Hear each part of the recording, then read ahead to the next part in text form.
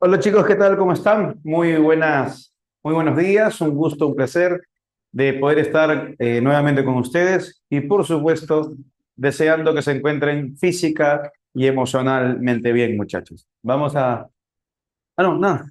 Pensé que me quería decir algo. Ya, listo. Hola, Anabel, ¿qué tal? ¿Cómo estás? Yameli, Ariana, Carlos, un gusto, un placer de poder saludar. ¿Qué tal, Carlitos? ¿Cómo estás? Muy bien, vamos a comenzar nuestra clase el día de hoy. ¿Sí? Eh, ¿Les parece si seguimos con esa dinámica? ¿Sí? De resolver de 5 en 5 o quieren un repaso teórico, ¿sí? O tal vez, ¿no? Les doy 7 minutos para las 5 primeras preguntas, luego vamos analizando cada pregunta. ¿Qué opina usted? Usted me dirá, querido alumno, o necesita su repaso teórico tal vez. A ver, Mariana nomás me responde, oye, nadie me responde, pues amigos. Analizamos, ya, o sea, de 5 en 5. Listo. Entonces, si vamos a comenzar de 5 en 5, chicos, vamos a trabajar con cronómetro, ¿ya? Para 5 preguntas, 7 minutos. Allí va, muchachos. Comenzamos.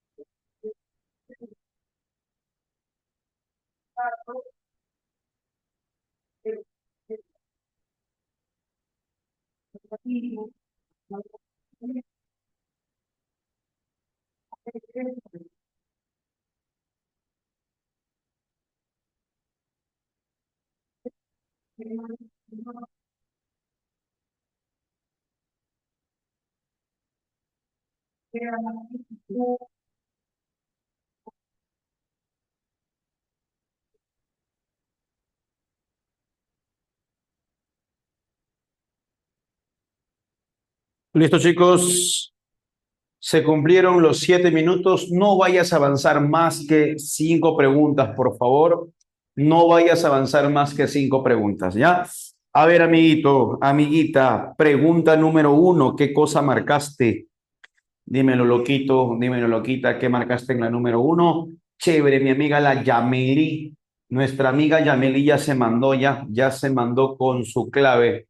También tenemos a Andrea, ¿sí? Tenemos entonces solamente a Andrea y Yameli. Chale, los demás. Ah, profe, a mí me da roche. Literatura es fácil. Ya, bueno, vamos a analizar. Vamos a analizar. A ver, nos dice. Lee el siguiente párrafo sobre el modernismo y elige la opción que complete adecuadamente los espacios en blanco. El modernismo fue un movimiento literario que surgió a finales del siglo XIX. Ajá, finales. 1888. En este contexto, los modernistas buscaron la evasión de la realidad cotidiana mediante el uso de un lenguaje refinado y musical. Por eso es común encontrar en sus textos una fuerte influencia de él y una preferencia por ambientes.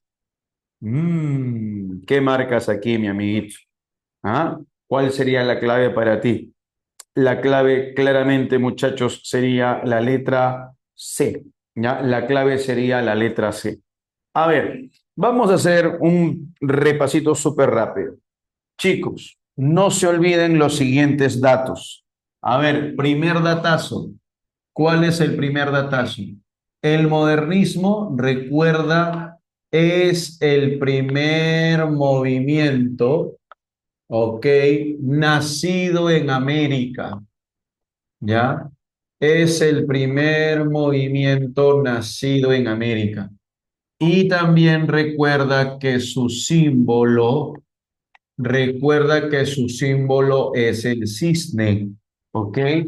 Recuerda, ¿qué simboliza, profesor, el cisne? Representa, muchachos, la belleza y la elegancia. Repito ya, la belleza y la elegancia. Si representan la belleza y la elegancia, este es un movimiento culto, elevado. El modernismo no es un movimiento aristocrático, perdón, no es un movimiento popular, no. El modernismo es un movimiento elitista, aristocrático, que exige que el lector tenga conocimiento. Conocimiento de la cultura grecolatina, conocimiento de la cultura medieval, incluso conocimiento de culturas orientales. Chicos, recuerda el contexto, no te olvides la llegada de qué, la llegada del capitalismo. El capitalismo está modernizando, ¿qué cosa? ¿Qué moderniza? La ciudad. ¿Ok? Pero el modernismo también afecta ¿a quién? Afecta al artista. No te olvides. Perdón, el capitalismo, ¿ya? El sistema capitalista, si bien es cierto, trae progreso, pero también ¿qué cosa trae? Trae problemas sociales, entre ellos la marginación del artista. Este nuevo sistema margina, discrimina al artista. Por esa razón, muchos artistas van a responder con una pose de cierta soberbia. El modernismo se torna un arte cada vez más elitista, rechazan el arte de masas o también el arte vulgar, ¿no? Es un movimiento, o perdón, es un sistema que también exige que el artista, muchachos, venda su obra para poder subsistir. Por eso es que en esta etapa la obra artística se convierte en una mercancía. No te vayas a olvidar. ¿Ok? Listo. No nos olvidemos también de las características del modernismo. Primera característica, cosmopolitismo. A ver, ¿te acuerdas por qué el modernismo fue un movimiento cosmopolita, flaca? Habla, loquito. ¿Por qué el modernismo fue un movimiento cosmopolita? ¿Quién recuerda? ¿Quién sabe por qué este movimiento fue un movimiento cosmopolita? Este movimiento, muy bien, Yamelí, fue un movimiento cosmopolita porque tuvo interés, gusto, admiración por movimientos europeos y norteamericanos. Le gustó la cultura, le gusta la cultura europea, norteamericana y específicamente los movimientos literarios europeos y norteamericanos. Por esa razón es que toma influencia del, ¿qué movimientos? Del simbolismo, ¿ok? Dos movimientos son los que más influenciarán, el simbolismo y el parnasianismo. Ojo, no son los únicos, son los dos movimientos que más lo influencian. Toman influencia del simbolismo, del parnasianismo, del neorromanticismo, del impresionismo también, del impresionismo, del positivismo y el naturalismo. Wow, profe, toma influencia de varios movimientos. Sí, la mayoría de ellos de origen francés, como el simbolismo, el parnasianismo. ¿Ok? Pero cuidado, ojo, estoy diciendo que toma influencia, no estoy diciendo que los imita completamente, solo toma lo conveniente de cada movimiento. Ahora, el modernismo, porque, ¿qué otra característica tiene? Es un movimiento sincrético, ¿ok? El sincretismo es otra de sus características. ¿Por qué el modernismo es un movimiento sincrético? Bueno, sencillo, porque es el resultado de varias influencias. Es decir, toma un poco del simbolismo. A ver, simbolismo. Voy a tomar de ti la musicalidad, el cromatismo y la sugerencia y lo voy a combinar con esto que tomo del parnasianismo. Del parnasianismo, la descripción, el lenguaje culto y ampliamente poético del parnasianismo y la perfección formal, ¿no? Además de la búsqueda de la belleza. Y así, toma lo conveniente de cada movimiento y encima le pone lo propio a lo hispanoamericano. Combina todo y el resultado de esa amalgama, de esa mezcla, de esa síntesis, es el modernismo. El sincretismo no es copia. El modernismo no es copia. El modernismo es, ¿qué cosa, profesor? Síntesis. No te olvides, es síntesis. Es el resultado de combinar varias influencias. Pero los modernistas también son hispanoamericanistas.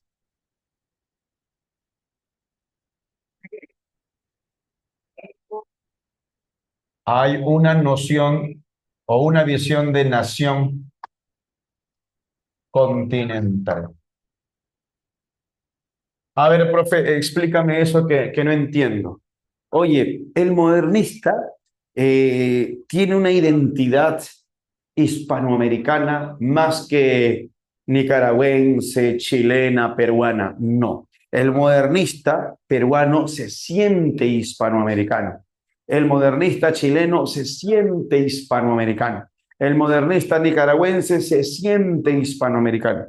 Valora la cultura hispanoamericana. Valora qué cosa, flora, fauna, literatura, historia, mestizaje.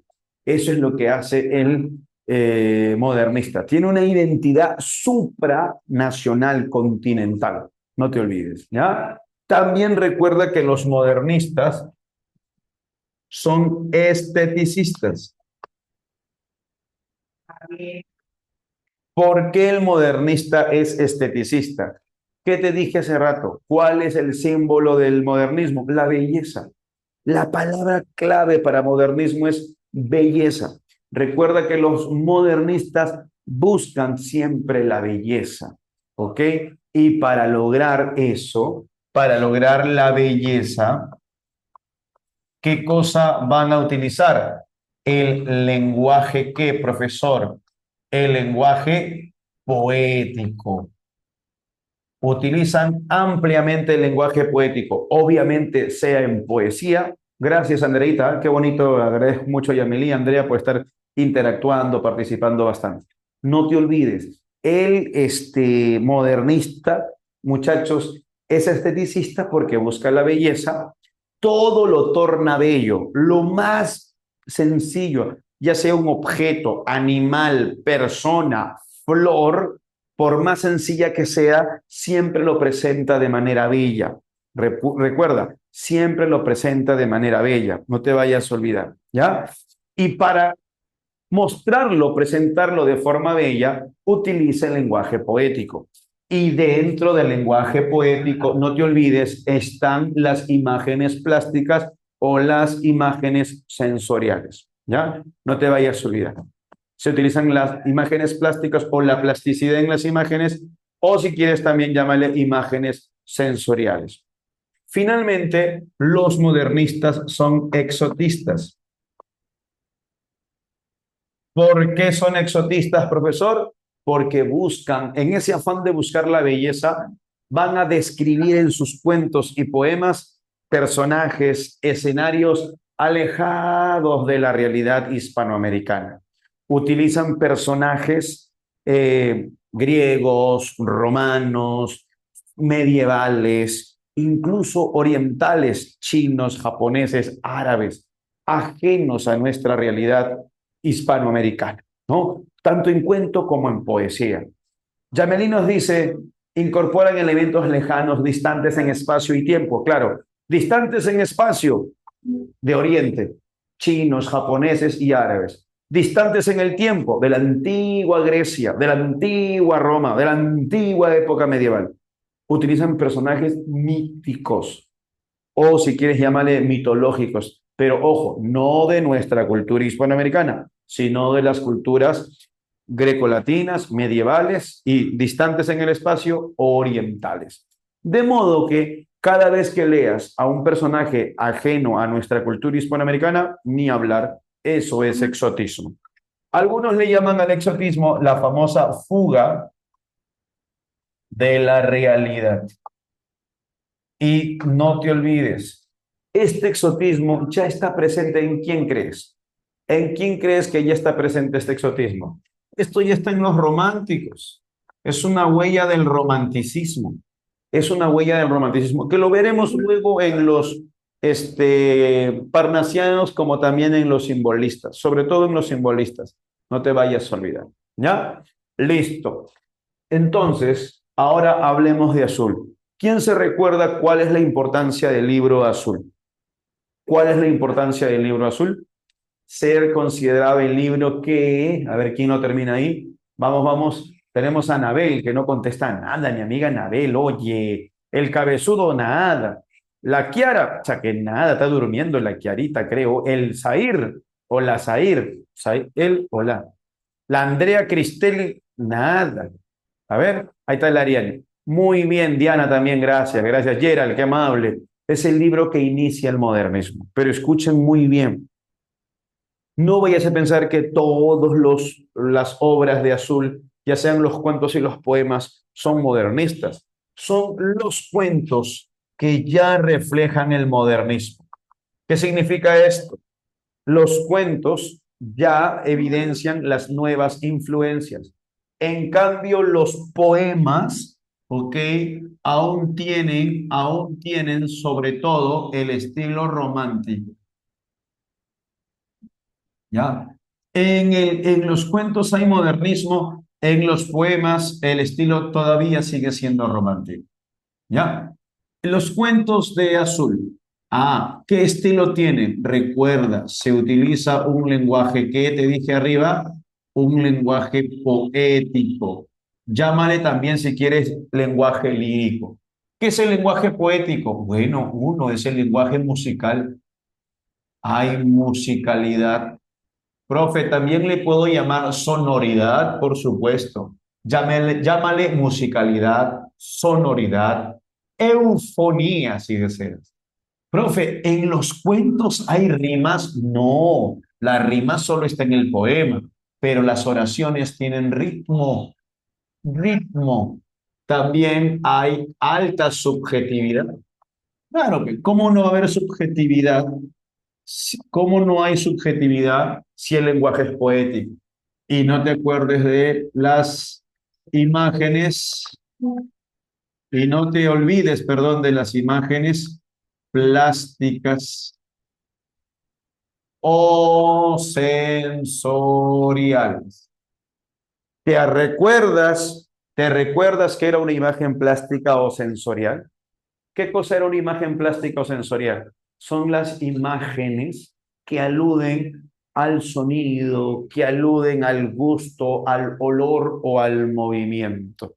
Recuerda que en literatura, imagen, solo imagen, es lo que imaginas cuando estás leyendo el poema o el cuento. Si tú lees El Caballero Carmelo, a lo largo del cuento te imaginas a un gallo de pelea, ¿cierto?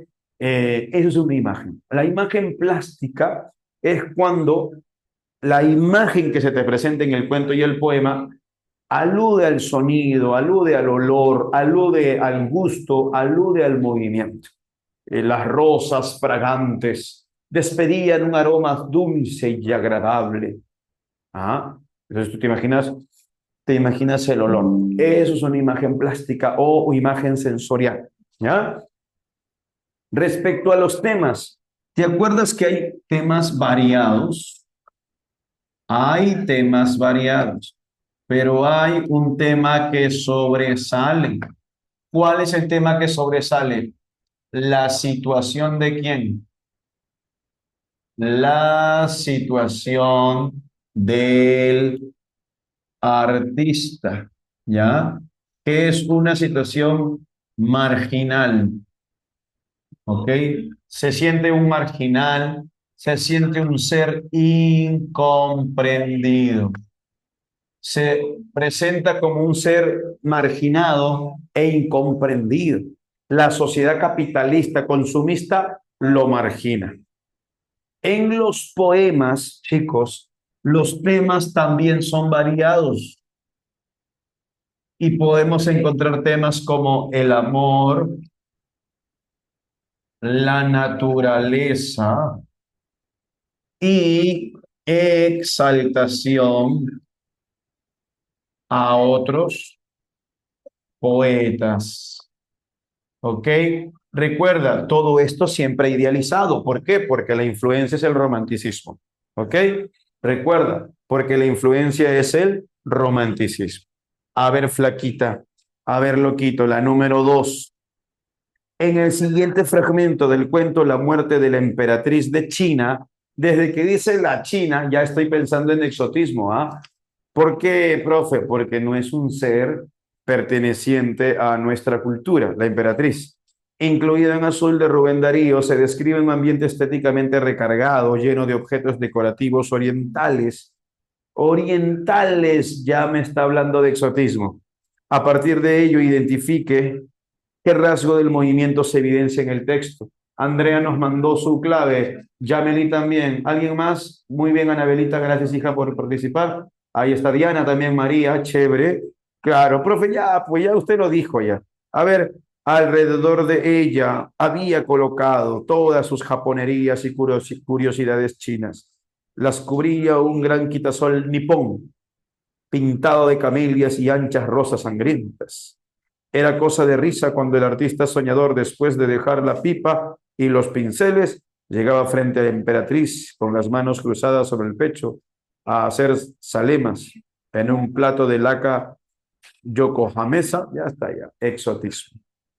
Pregunta 3. En azul, Rubén Darío incorpora innovaciones estilísticas que reflejan la influencia del simbolismo y el parnasianismo. Recuerda, del simbolismo, recuerda por favor, ¿qué toma del simbolismo? Toma tres cosas, toma tres cosas. El modernismo del simbolismo que toma, uno, cromatismo, o sea, uso de colores. Dos, la musicalidad o eufonía. Y tres, el lenguaje sugerente. De los parnasianos, ¿qué toma el modernismo o los modernistas? Uno, la búsqueda de la belleza. Dos, la descripción idealizada. Tres, lo oculto, ¿no? Incluso me falta una más, cuatro, y esta también es muy importante. Cuatro, la aspecto formal. ¿Cómo llamarlo? ¿Cómo lo llamo? La perfección formal. La perfección formal. Eso toma de cada movimiento, tanto del parnasianismo como del simbolismo, ¿ya?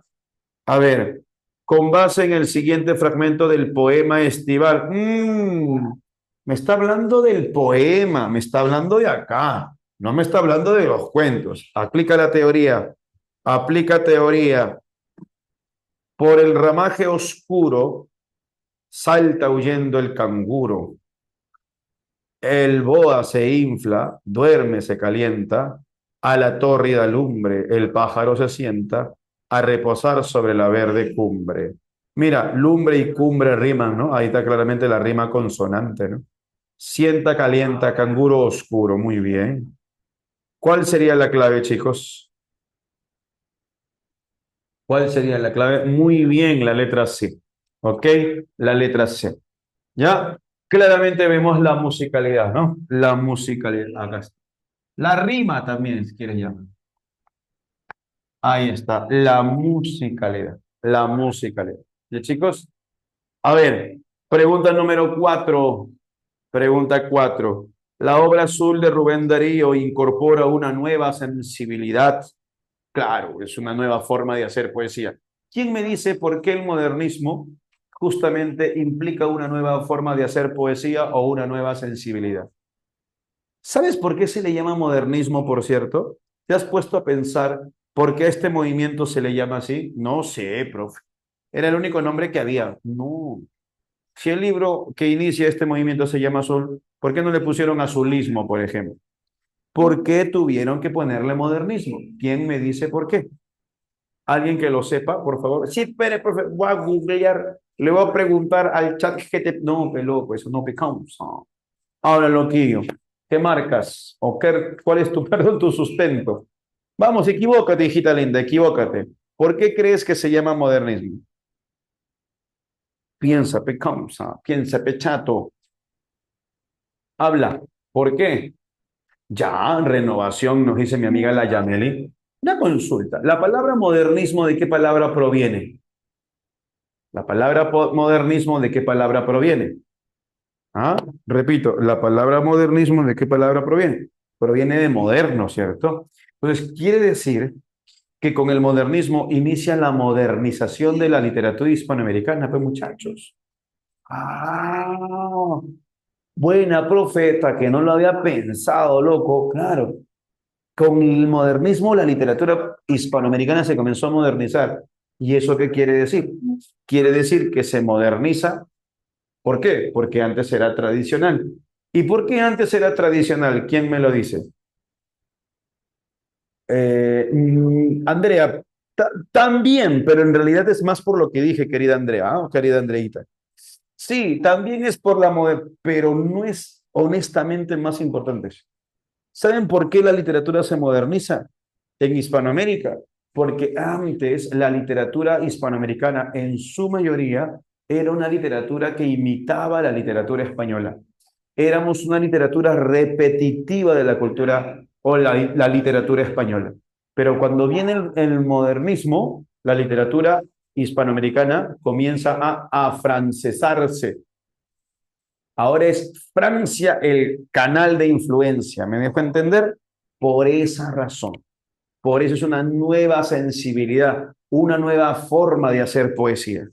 Ayúdame si se entendió. ¿Sí? ¿Se entendió? Por eso a Rubén Darío, lo vas a ver en el libro de la Pre, lo consideran iniciador de una nueva forma de poesía. No porque sea vanguardista, sino porque rompe esa tradición española que la literatura hispanoamericana y peruana tenía. ¿Ok, chicos?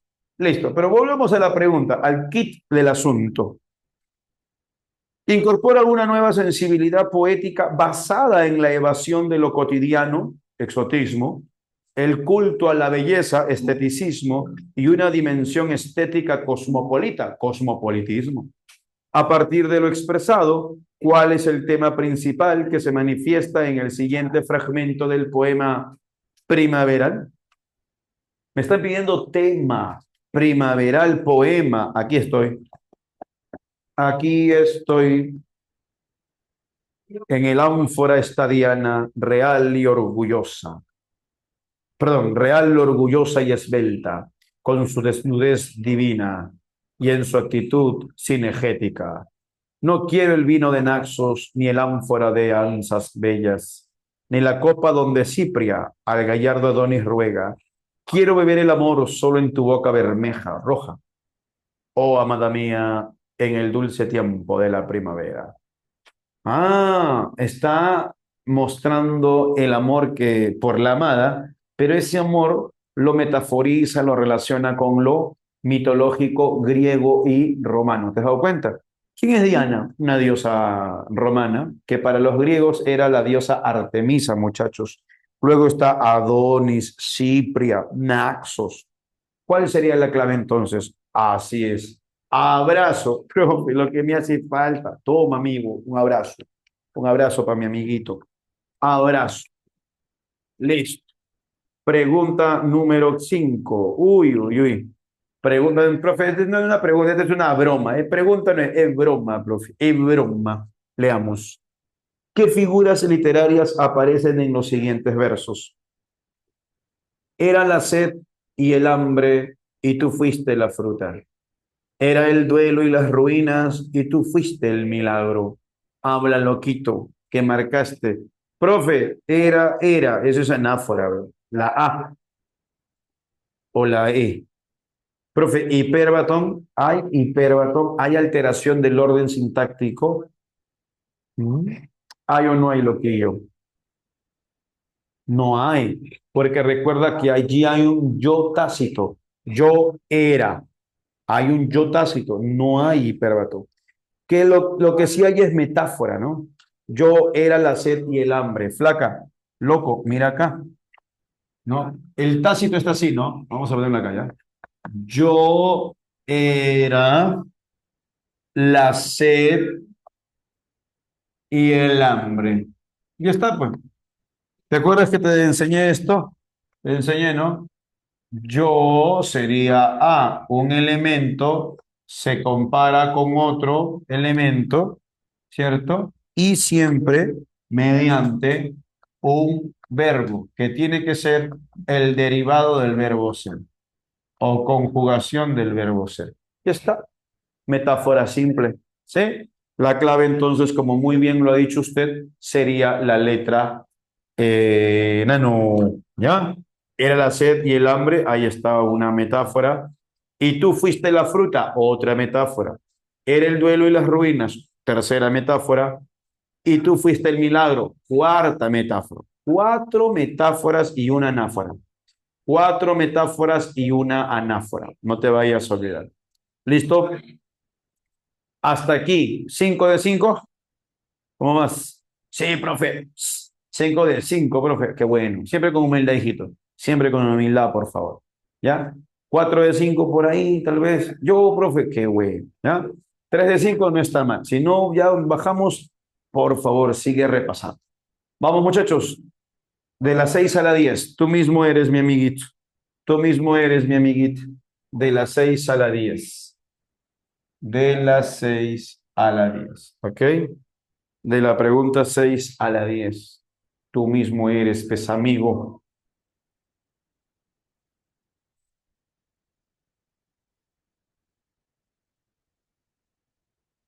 7 minutazos, ¿ah? 7 minutazos.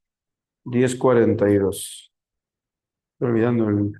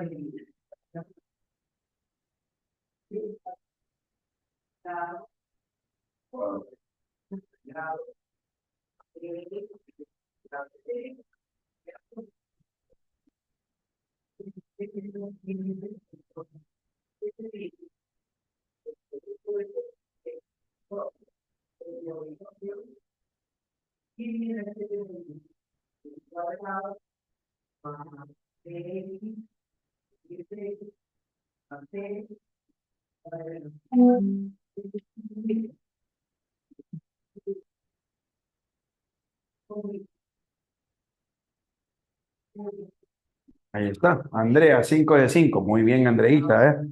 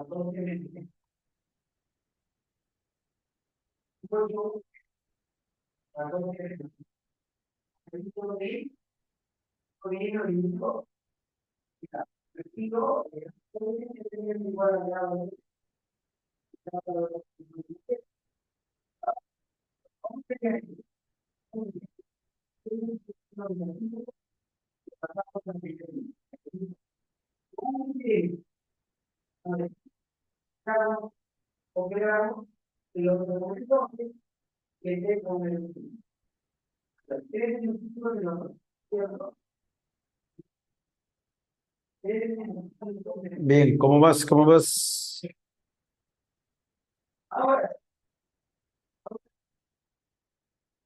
Ayúdame, loquito. Ayúdame. Dímelo. ¿Llegaste o no llegaste, pez amigo, a la pregunta número 10? ¿Ah? ¿Llegaste o no llegaste?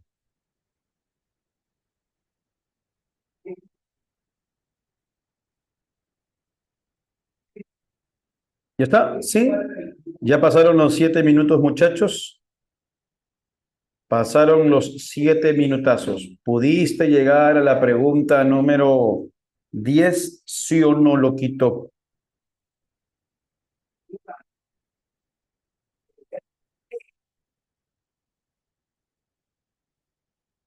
Listo. A ver, continuamos entonces, amigos. ¿Ya? A ver, recuerda que el siguiente tema, ¿cuál es? El siguiente tema es la nueva poesía hispanoamericana. ¿Ok? Nueva poesía hispanoamericana. No te olvides que cuando hablamos de la nueva poesía hispanoamericana, estamos hablando de la poesía vanguardista. La poesía vanguardista, ¿ya? Como en el modernismo, al igual que en el modernismo, aquí también continúa el capitalismo, chicos. ¿Ok? El capitalismo también continúa. Y el capitalismo, además de traer modernización,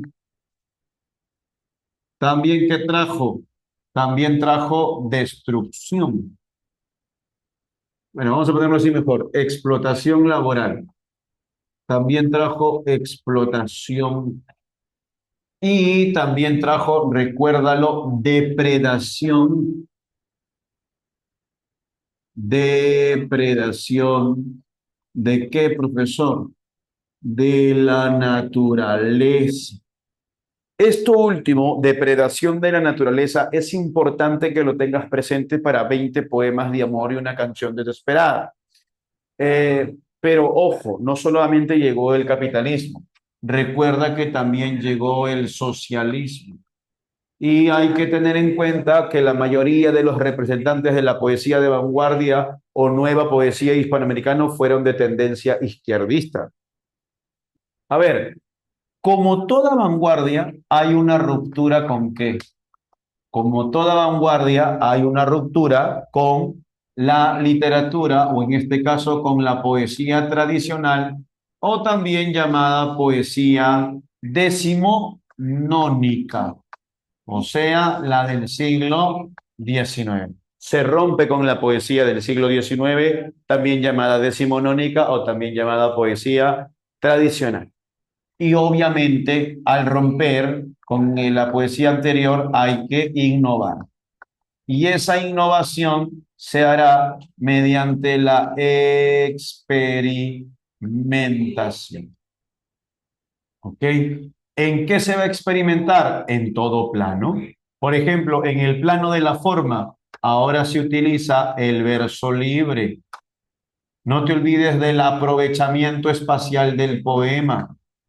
Aprovechamiento espacial del poema. Una forma de aprovechar, ojo, una forma, no la única. Flaca, brother, no la única.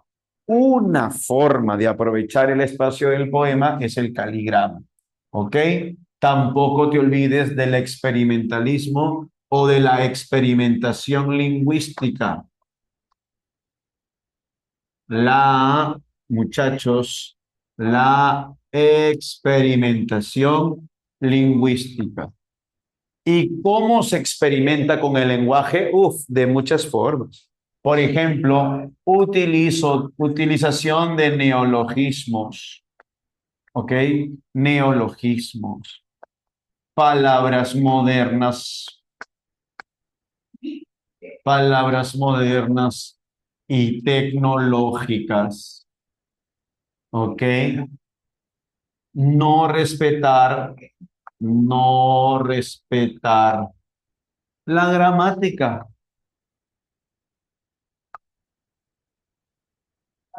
no respetar la gramática castellana, ¿ya? No respetar la gramática. ¿Qué quiere decir eso? No respetar ortografía, no respetar sintaxis, no respetar semántica, ¿sí? ¿Qué más? También recuerda que hay influencia del psicoanálisis, ¿ya? Influencia, muchachos, del psicoanálisis. No te vayas a olvidar, ¿ok?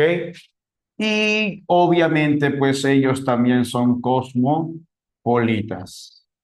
Claro, son poetas hispanoamericanos que están tomando influencia de la vanguardia europea y norteamericana. Obviamente son cosmopolitas. La figura más importante de aquí, ¿quién es? La figura más importante para este examen será Neruda, ¿ok? No te olvides las cuatro etapas de Neruda. Ya no me alcanza el espacio para graficarlo, ¿no? Vamos a ver si de repente por acá.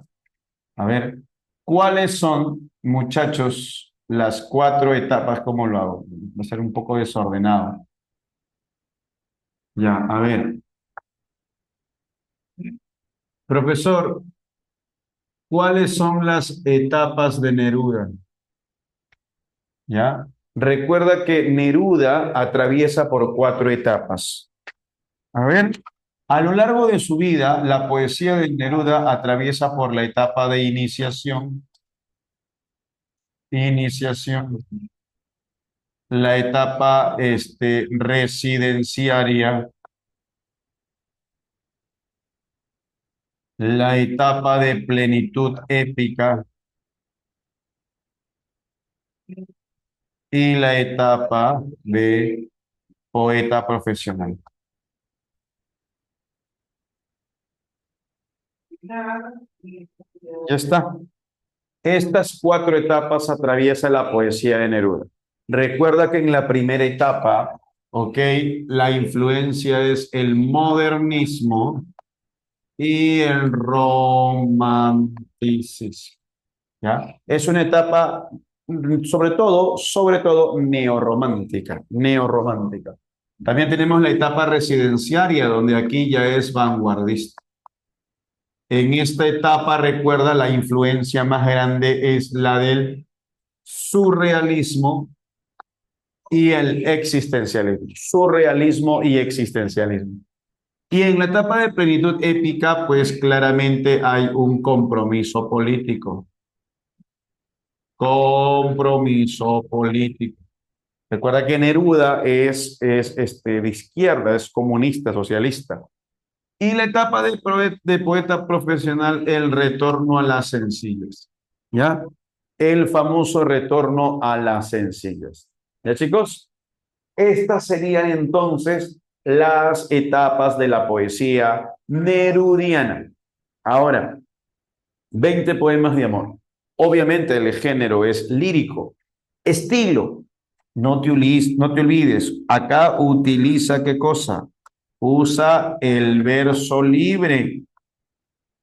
Pero cuidado, usa el verso libre tradicional, el que se parece a la prosa poética o al poema en prosa. Y en esta característica del verso libre ya se está viendo cierto acercamiento a la vanguardia.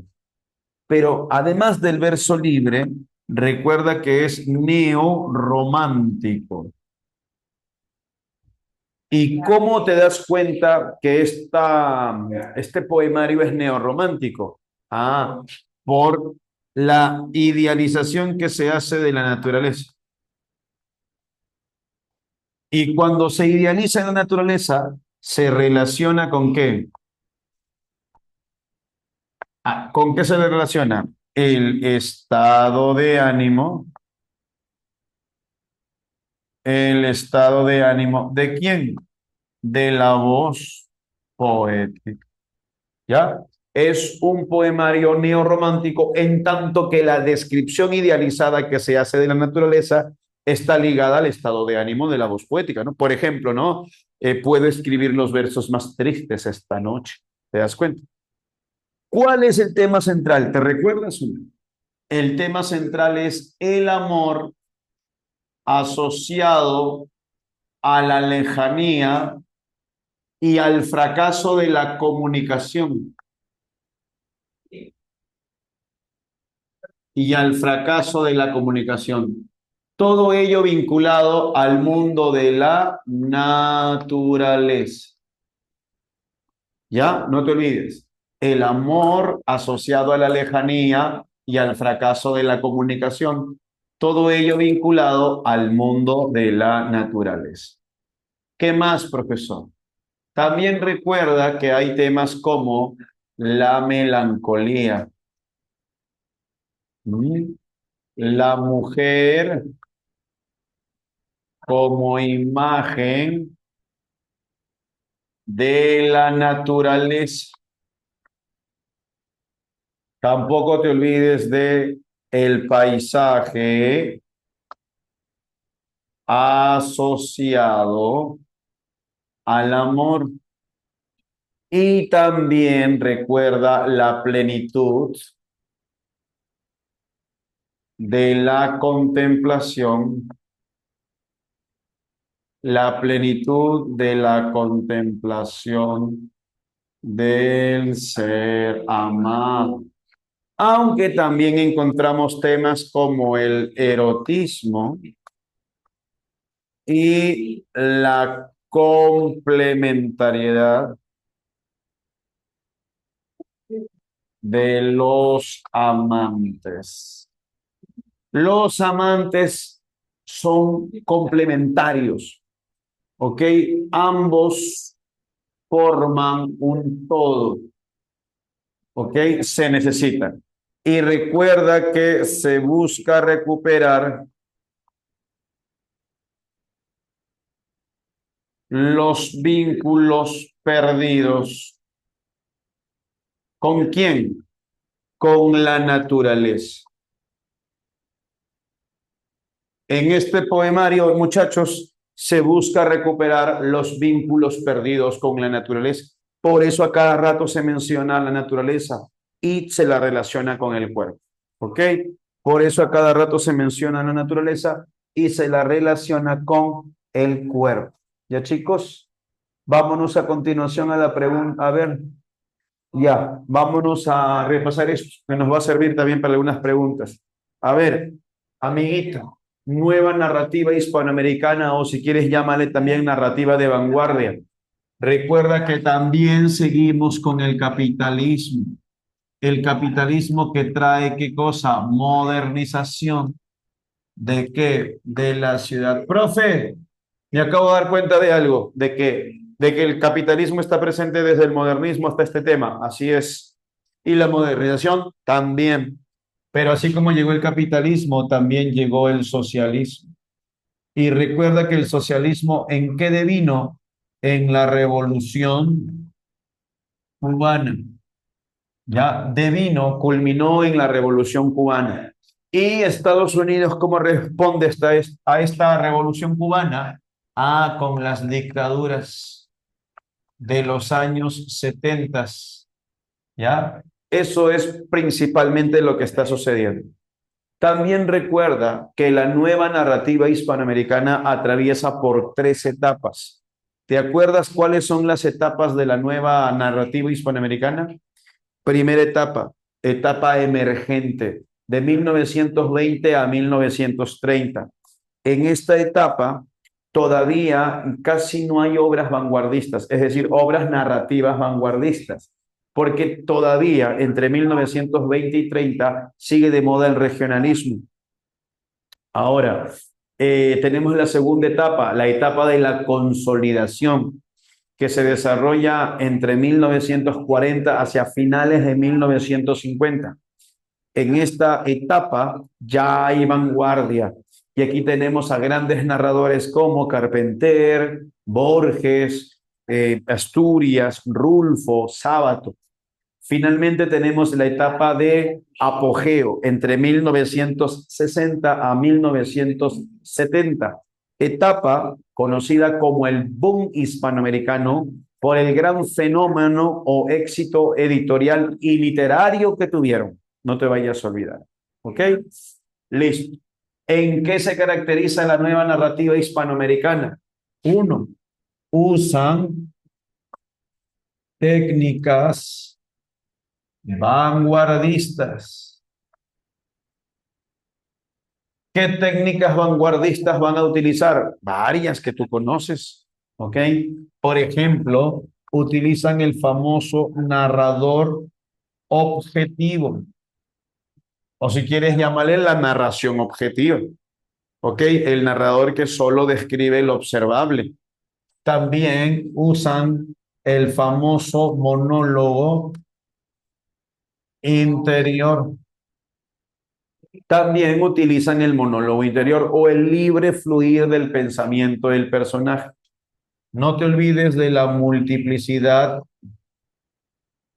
de narradores o también llamada multiplicidad de voces o de puntos de vista. Multiplicidad de narradores o multiplicidad de voces o si quieres de puntos de vista. Perspectiva múltiple también le puedes llamar. También tenemos la ruptura con qué? La ruptura de la narración cronológica o lineal. La ruptura de la narración cronológica lineal. También llámale narración atemporal o también llámale ruptura del orden lógico y cronológico del relato. También tenemos, muchachos, el experimentalismo lingüístico. El experimentalismo lingüístico. Se experimenta con el lenguaje, como en la poesía. ¿Ok? Listo. Pero hay más características. Recuerda, estos narradores también son cosmopolitas. ¿Ok? Cosmopolitismo, ¿ya? Tampoco te olvides de que como hay nuevas técnicas narrativas innovadoras, novedosas, ahora el lector tiene que participar activamente de la lectura, es decir, darle sentido. ¿Cómo se va a llamar a eso? A eso llámale la famosa participación activa del lector. Ahora el lector participa activamente de la lectura, ¿ya? No te olvides también de la inclusión de qué, de la inclusión de elementos irracionales. ¿Qué quiere decir la inclusión de elementos irracionales, profe? Recuerda que ahora se narran historias con hechos, personajes y escenarios maravillosos, mágicos, fantásticos. Recuerda que en estos cuentos y novelas van a incluirse lo mítico, lo fantástico, lo onírico, lo absurdo existencial, lo lúdico, ¿ya? Se incluyen elementos irracionales. También recuerda que una forma de elemento irracional es claramente la técnica narrativa de lo real maravilloso, o si quieres llámale el realismo mágico, ¿ya?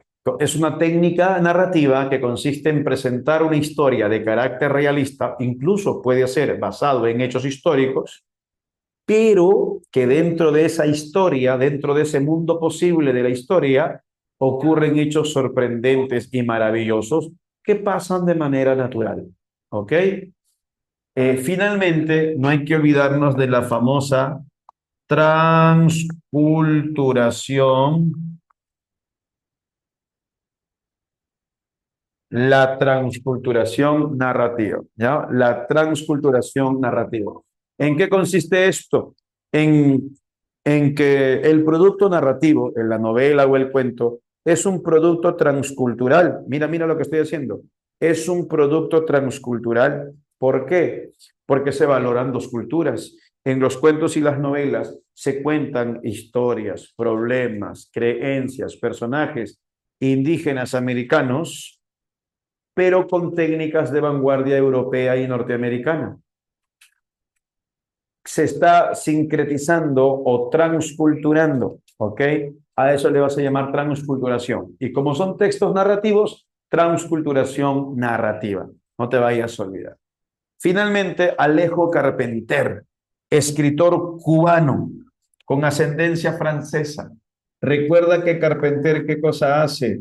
Revalora. ¿Qué cosa revalora? La cultura negra. ¿Y cómo revalora la cultura negra? En sus obras, ¿qué incluye? Incluye en sus obras la magia negra. Específicamente, ¿qué cosa incluye? El vudú, el vudú, ¿ok? Recuerda también que Carpenter dice, para definir América, hay que incluir la negritud, lo africano. América sería el resultado de lo indígena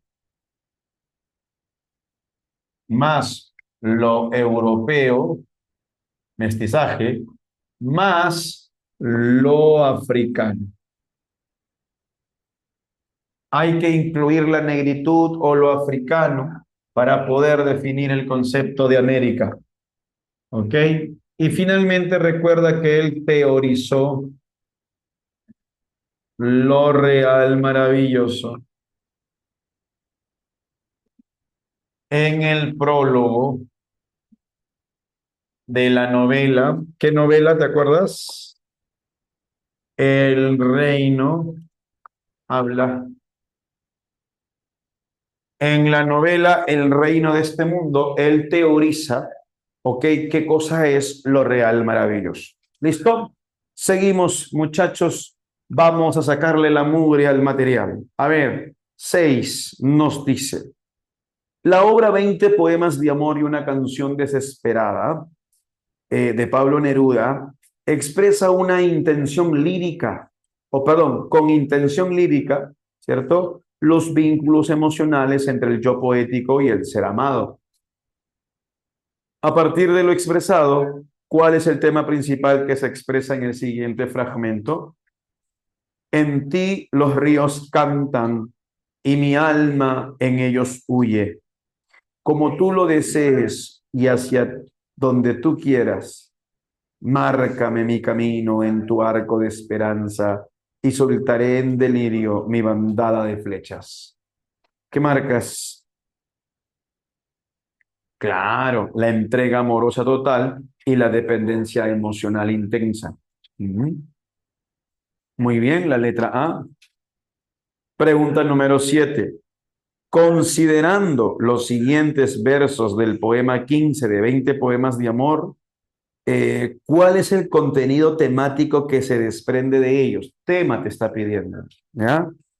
Déjame que te hable también con tu silencio, claro como una lámpara, simple como un anillo. Eres como la noche callada y constelada. Tu silencio es de estrella, tan lejano y sencillo. Tu silencio. Incomunicación, ¿verdad?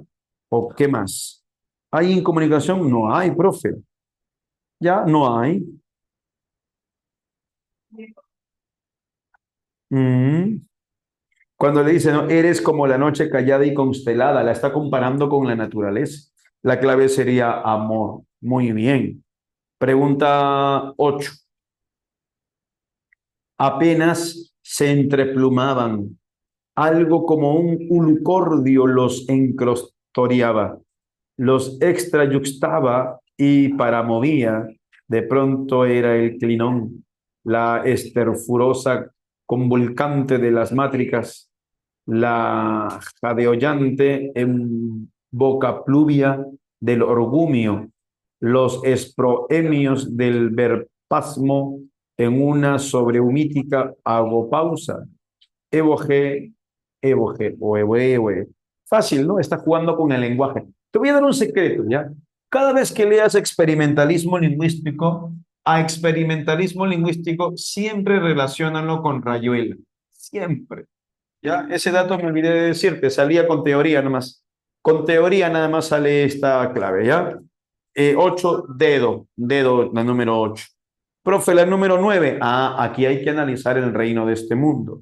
Recuerda, la novela El reino de este mundo es una novela basada en hechos históricos. Está contextualizada en la revolución haitiana. ¿Ya? Recuerda que es una novela con un lenguaje culto, es un lenguaje barroco el que utiliza Carpenter en este texto, en esta novela. ¿Ya? No te olvides. Ahora, también hay que tener en cuenta, también hay que tener en cuenta que el tema central de esta novela, ¿cuál es? Es la revolución negra en Haití. ¿ya? Como los esclavos negros, primero McCandless, luego Bowman, Tinoel, luchan por la independencia haitiana o por expulsar a los franceses de estas tierras, ¿no? Haitianas. Pero hay otros temas como la esclavitud, la tiranía. Hay tres tipos de tiranía en esta novela: la tiranía blanca, la tiranía negra, la tiranía mestiza. ¿Ok? La tiranía blanca representada por los franceses, la tiranía negra representada por Henry Christophe y la tiranía mestiza, ¿quién la representaría? Los criollos que llegaron pues con los agrimensores. ¿Qué más, profesor? Bueno, eso sería lo más importante del reino de este mundo. No te olvides de McCandless, Tinoel y Bowman, los protagonistas. Muy bien.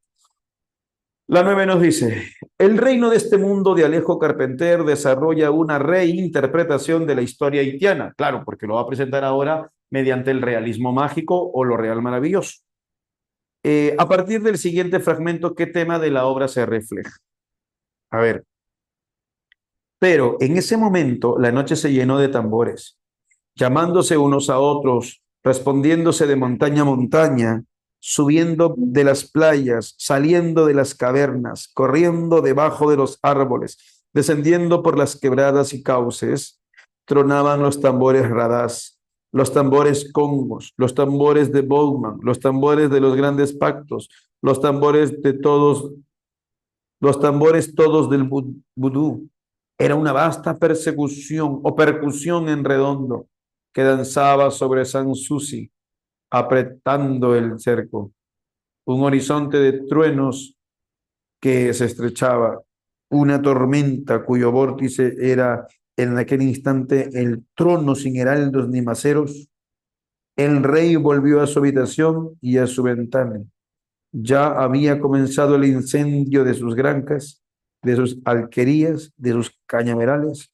Ahora, delante de los tambores, corría el fuego, saltando de casa en casa, de sembrado a sembrado.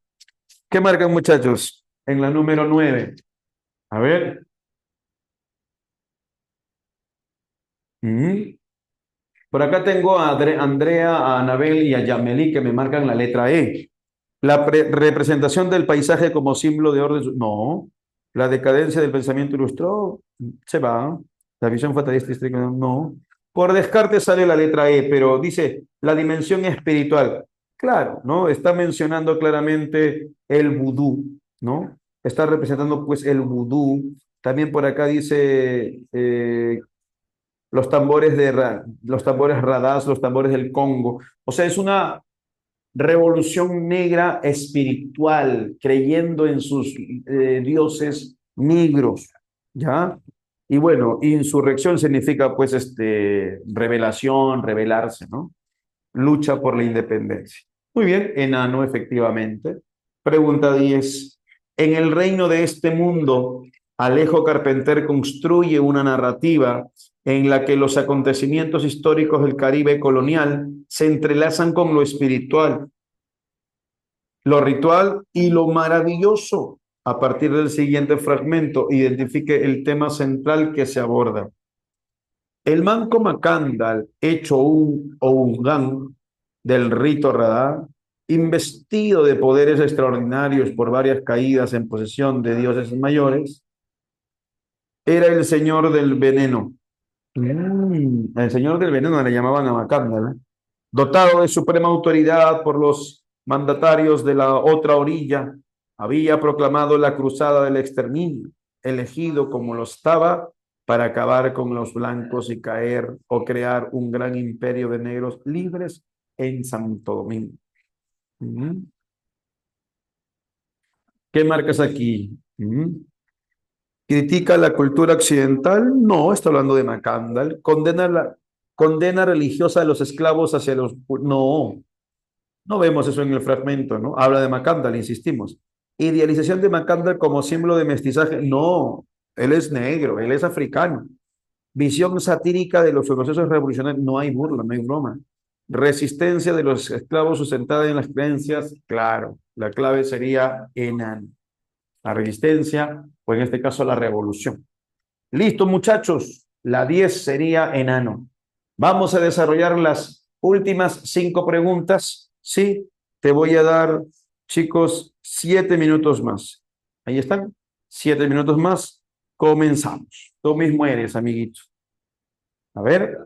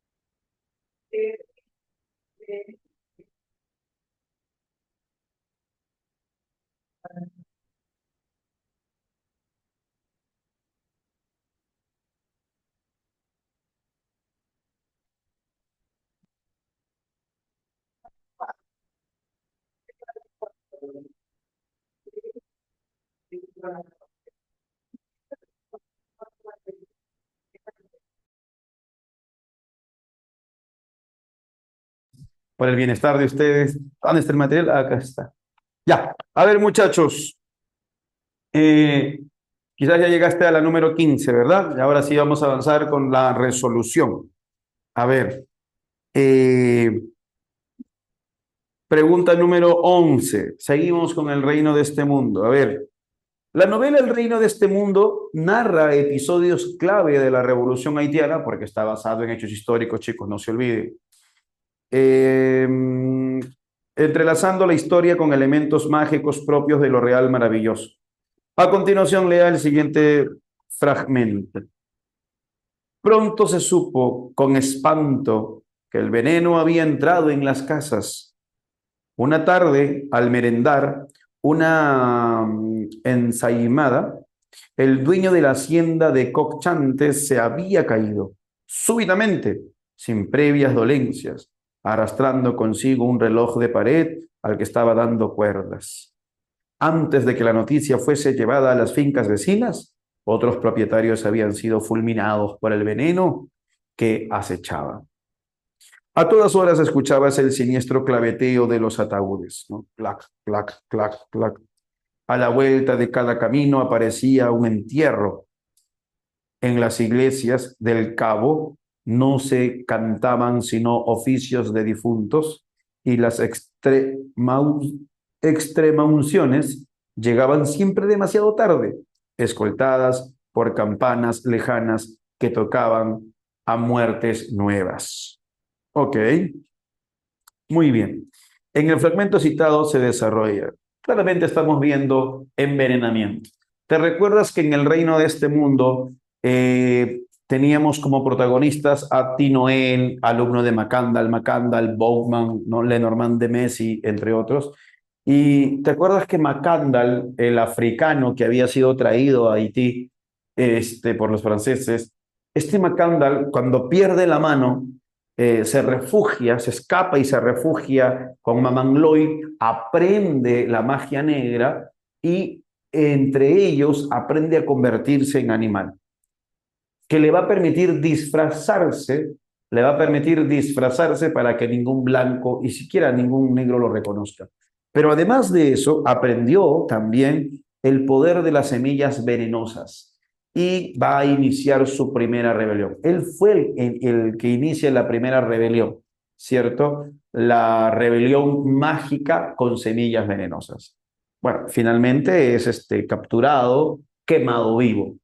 Y luego el que le continúa en rebelión, ¿quién será? Bowman. No te olvides de Bowman. Pero Bowman ya no lidera una rebelión mágica, sino que lidera una rebelión armada. No te vayas a olvidar. Lidera una rebelión armada. ¿Ya, muchachos? Así que en este caso,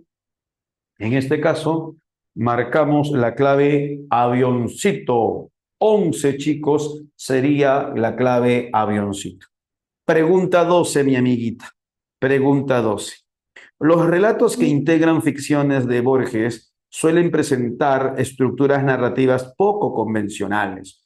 Uno de los aspectos más característicos de su estilo es, lo cual contribuye a generar dudas sobre la autenticidad del conocimiento y el estatus de verdad de los textos que narra. O sea, como que es en dudar que lo que se está narrando sea cierto o no. ¿Cuál sería la clave en la 12? Incorporación de elementos apócrifos, el predominio de narradores omniscientes tradicionales, la presencia exclusiva de referencias a hechos reales, la expresión directa de emociones del autor, el uso exclusivo de personajes históricos documentados. Recuerda que Borges narra historias en sus cuentos, porque él no va a escribir novelas, él narra historias fantásticas, sobrenaturales, ¿no? Incluso narra pues la creación de universos, ¿no? Un otro yo que existe. Y cuando tú te das cuenta, una de las características de Borges claramente es su carácter bibliográfico. Entre varias características, una de ellas, repito, es el carácter bibliográfico. ¿Ok? ¿En qué consiste esto? Carácter bibliográfico quiere decir que cita libros a cada momento. Y cuando tú lees los cuentos de Borges, él está citando libros que sí existen, como también libros que no existen. Esos libros que no existen se llaman libros apócrifos. Y estos libros apócrifos sirven, uno, para darle credibilidad al texto narrado, pero también al saber que no existen, al saber que son apócrifos, como que genera esa duda de que si la historia narrada obviamente es cierta o no. Por lo tanto, la clave en este caso sería la letra A. ¿Ya? La letra A. La incorporación de elementos apócrifos en este caso, muchachos. Pregunta número 13. Lea el fragmento que se cita a continuación pertenecientes al cuento Tlön Uqbar Orbis Tertius, incluido en el libro Ficciones, y marque la alternativa que completa de manera correcta el siguiente enunciado relacionado con la línea temática de la cuentística del autor. A ver, el narrador, al referirse al planteamiento de las escuelas de Tlön, el narrador, al referirse al planteamiento de las escuelas de Tlön, induce al lector a identificar uno de los temas de la obra, que es, este punto se relaciona con, a ver, vamos a ver, ¿qué marcaste acá? Una de las escuelas de Tlön llega a negar el tiempo. Ok. Razona que el presente es indefinido, que el futuro no tiene realidad, sino como esperanza presente, que el pasado no tiene realidad, sino como recuerdo presente. Otra escuela declara que ha transcurrido ya todo el tiempo y que nuestra vida es apenas el recuerdo o reflejo crepuscular, y sin duda falseado y mutilado de un proceso irrecuperable. Otra escuela, una tercera, que la historia del universo, y en ella nuestras vidas, y el más tenue detalle de nuestras vidas, es la escritura que produce un Dios subalterno para entenderse con un demonio. O sea, somos el producto de un Dios juguetón, con un demonio. Otra, una cuarta, que mientras dormimos aquí, estamos despiertos en otro lado, y que así cada hombre es dos hombres, ¿no? El tema del doble de la identidad también, ¿no? Muy bien. ¿Qué podemos ver aquí, no? Induce al lector a identificar uno de los temas de la obra que es. ¿Cuál sería la clave, muchachos, para ustedes? A ver, la relevancia del recuerdo, una manifestación del olvido anteriormente, la inmensidad del cosmos. Ah, lo dije, ¿no? La letra C sería, ¿no? La figura del doble, efectivamente, ¿no? El otro, hay otra dimensión. Recuerda que Borges utiliza mucho el tema de los espejos también, por ejemplo, ¿no? Los espejos sirven para, como símbolo, para hablar del tema del doble del otro, ese doble, ese otro que solemos ocultar. ¿Sí, chicos? Muy bien, querida Yameli, estás avanzando, hijita, te felicito, me alegra mucho. Pregunta número 14, mis amigos.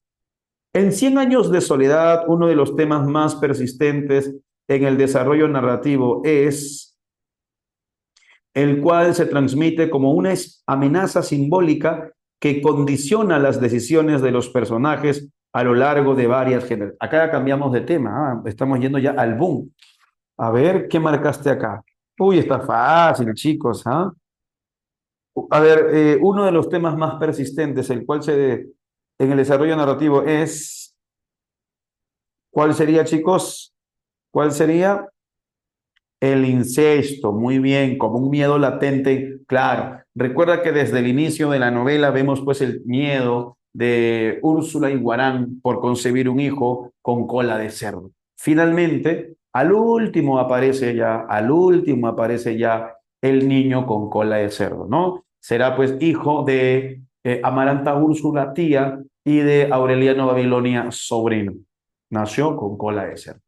Muy bien, la clave en la número 14 sería, chicos, la letra B. Pregunta número 15. Con base en el siguiente fragmento de Cien años de soledad de Gabriel García Márquez, seleccione la alternativa que reúne únicamente enunciados correctos respecto al contenido del pasaje.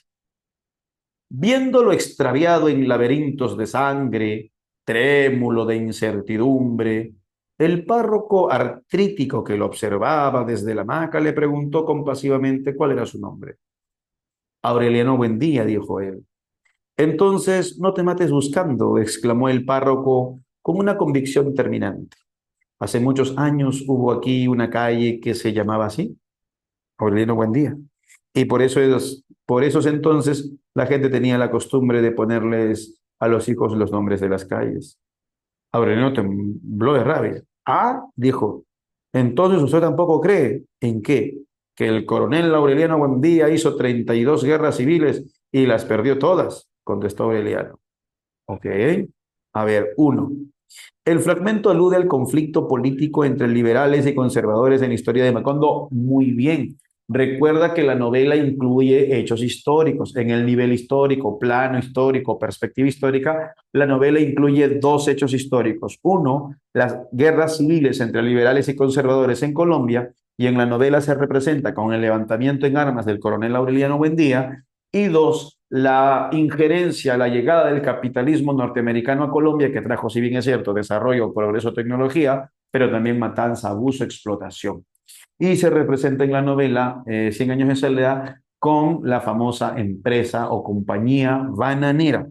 Dos, se destaca la repetición de nombres dentro de la familia Buendía, otro acierto. Recuerda que en la historia de Cien años de soledad, el tiempo, sobre todo para los Buendía, transcurre de manera cíclica. ¿Por qué transcurre de manera cíclica? Porque se suelen repetir nombres, características psicológicas y hechos. ¿Ok? Así que sería verdadero. Tres, el pasaje refleja cómo Macondo se ha convertido en una ciudad moderna y cosmopolita. No lo dice para nada el fragmento. Y cuatro, se rescatan costumbres del Caribe colombiano desde un enfoque mítico. Si bien es cierto, sí ocurre a lo largo de la novela, pero en el fragmento, muchachos, no se evidencia, ¿ok? No sería entonces una característica, ¿no? Una premisa correcta. A ver, queridos alumnos, un gusto, un placer. Estamos para poderles servir. Nos vemos la próxima semana. Gracias por su tiempo, chicos. Cuídense, por favor. No le hagan daño a nadie. Siempre hay que portarnos bien. ¿Ya, chicos? Nos vemos. Cuídense mucho, chicos. Gracias también. Gracias. Gracias, muchachos. Entonces, por favor, me escriben un mensaje para acordar bien un día. ¿Ya? Ya, porque si no, la primera semana de septiembre sería mucho mejor. ¿Ya? Para preparar también el material. Ya, entonces, yo le escribo, igual que me lo voy a proponer, me confirman y ahí le digo. Por favor, tantas veces en la cabeza. Ya, listo, no se preocupe. Gracias.